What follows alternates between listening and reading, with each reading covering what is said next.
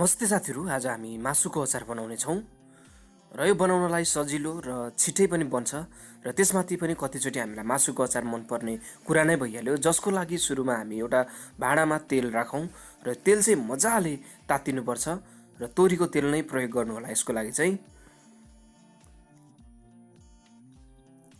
र तेल यो मजाले तातिसकेको छ। अब यसमा हामी मासु राख्छौं। मैले चाहिँ बंगुरको मासु प्रयोग गरेको छु। तपाईहरुलाई जुन मासु मन पर्छ त्यही मासु यसमा प्रयोग गर्न सक्नुहुन्छ।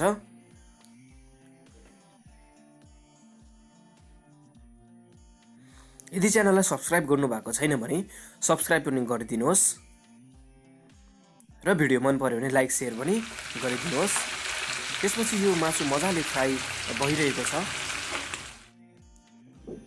र बंगुरको मासुबाट अलरेडी नै तेल बढी आउने हुनाले अलिकति यस्तो देखिएको छ। तर पनि हामी तेल त्यति धेरै प्रयोग चाहिँ गर्दैनौं। तर अचारमा तेल चाहिँ अलिकति बढी नै भएको हुन्छ।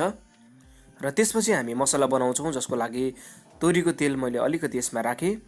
अलिकति मैले यसमा सौंफलाई राखिदिएको छु। त्यसपछि यो मेथीको दाना हो।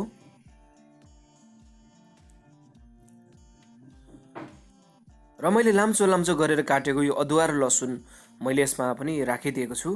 अलिकति धेरै नै राख्दामा हुन्छ अदुवा लसुन चाहिँ। त्यसपछि थोरै हामीलाई पिरो पनि चाहियो। हरियो खुर्सानी मैले आधा आधा गरेर काटेर राखे र यसलाई यसरी चलाऊ।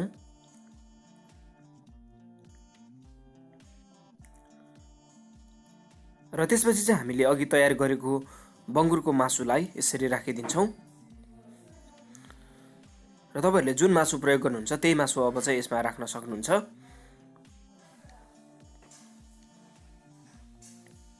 र यसै बीचमा चलाउँदै हामी जानु पनि पर्छ।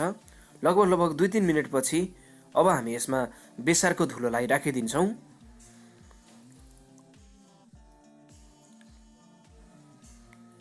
अब रातो खुर्सानीको धुलो पनि हामी यसमा राख्छौं। अचार भनेपछि यसै पनि पिरो त अलिकति भइ नै हाल्छ, तर ठिक्कको बनाउनु होला। र यो चाहिँ जिरा र धनियाको धुलो हो, जसलाई चाहिँ मैले भुटेर तयार गरेको हुँ। र स्वाद अनुसारको नुन पनि चाहियो।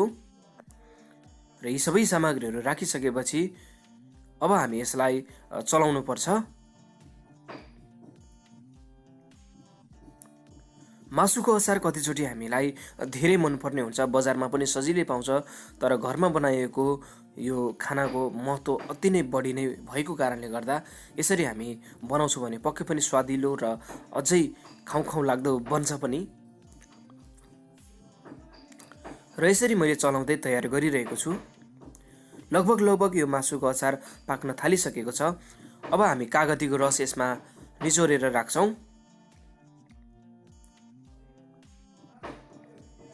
त्यसपछि सानो आगोमा बिस्तारै चलाउँदै पकाउँदै जान्छौं। अझै लगभग 1 मिनेट पछि यो मासुको अचार चाहिँ मैले तयार गरेर यसरी सर्भ गरेको छु।